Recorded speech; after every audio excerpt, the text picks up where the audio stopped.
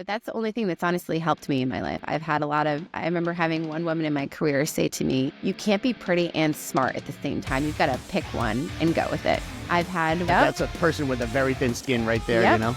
Yeah, I've had one woman who, it was great. She basically said that, I couldn't grow my career if I was friends with, a superior of mine that, was an adult who was a guy, right? That I wasn't going to be able to make it in the world, right? I thought everything was easy. And so, I've had a lot of people who wouldn't take me seriously, in my career because of that. And honestly, it just made me work harder because that negative energy, it does come back to bite them. It does. If they do not talk to it, if they don't figure it out. And I just have to hope that they figure it out before it turns really bad on them. Because again, mental and health and wellness, right, is all part of it too, Bob, right? And Dennis, is being in a good state of mind to handle things and to handle the negative energy. If you're in a bad state of mind and you can't handle that type of energy, you're going to react in the way you would react to your brother or sister, right? Or an enemy. And that's not the best version of any of us. I know I've had that moment and I've had those moments and we all have. And I think I try to remind myself that was not the prettiest version of myself, And so, yeah, that's,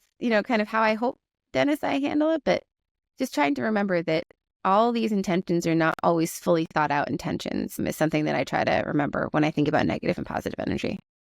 And it's tough because, it's just natural for when we hear something not to internalize it and not to take it so personal. And the way that you're able to do that.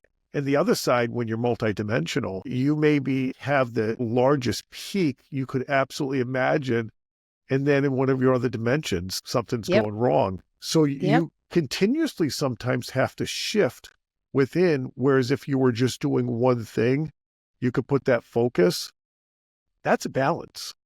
Yes. That's a major balance and shift that you have to do continually. Yeah, but I also think it saves you in a way, right? Because, think about this, right? You put all this energy, you put all this effort into one thing and it fails. You feel like a huge failure.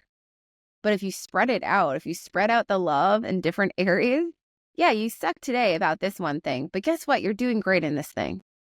You might be, shitty at work today, or you had a bad day, or you had a bad review, but you know what? Your kids love you and they're great kids and they're turning out awesome. And my son will say some things sometimes, or my daughters, and I'll just be, okay, you know what?